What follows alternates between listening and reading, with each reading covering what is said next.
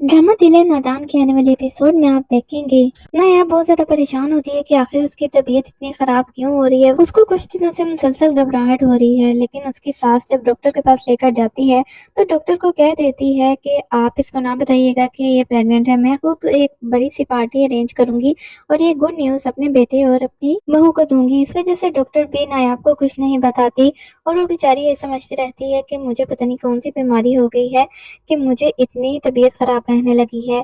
उसका दिल बहुत ज़्यादा घबरा रहा होता है रात के टाइम, तो वो बाहर आ जाती है टहलने के लिए।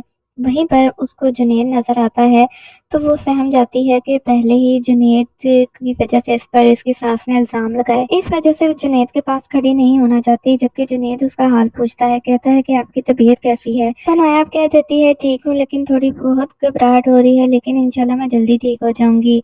वो ये कहकर जल्दी से वहां से जाने लगती है कि वहीं पर उसको चक्कर आ जाते हैं, वो लड़खड़ाकर गिरने लगती है।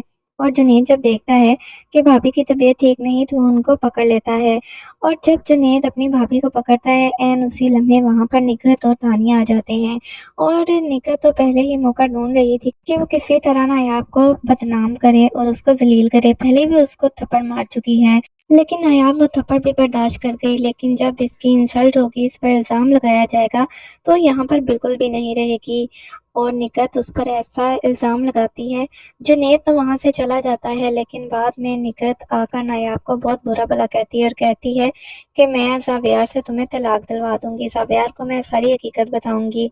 तो नायाब बहुत ज़्यादा डर जाती है और घर छोड़कर रात के टाइम ही अपने घर आ जाती है। जब इसके घर वाले, इसकी दादी और भाई इसको इतनी रात को देखते हैं इस हालत में, तो वो काफ़ी परेशान हो जाते हैं। वो लोग खाना खा रहे होते हैं, लेकिन नायाब को जब आधी रात को देखते हैं अकेली आई है, तो वो बहुत ज़्यादा टेंशन में आ जाते हैं। और नायाब तो काफ़ी रो रही होती है और अपनी दादी के गले लगकर फूट फूट कर रोने लगती है और कहती है कि दादी मैं उस घर में कभी भी वापस नहीं जाऊंगी। दादी तो इतनी परेशान हो जाती है, वो तो नायाब की आंखों में आंसू देख भी नहीं सकती।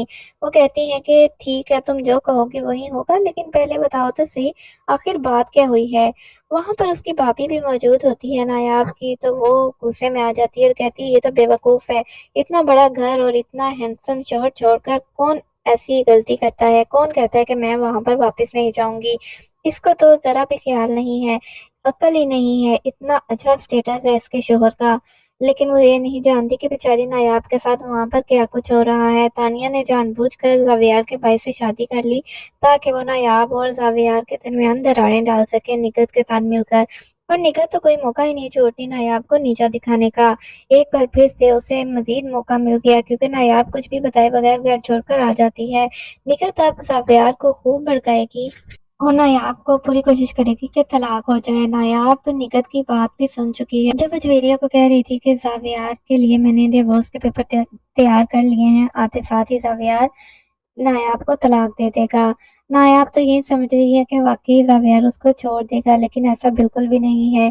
निगहत जानबूझकर ये कह रही थी, लेकिन अब जो हरकत नायाब ने की है, इसके बाद तो निगहत कोई मौका नहीं छोड़ेगी और जावियार को खूब भड़काएगी।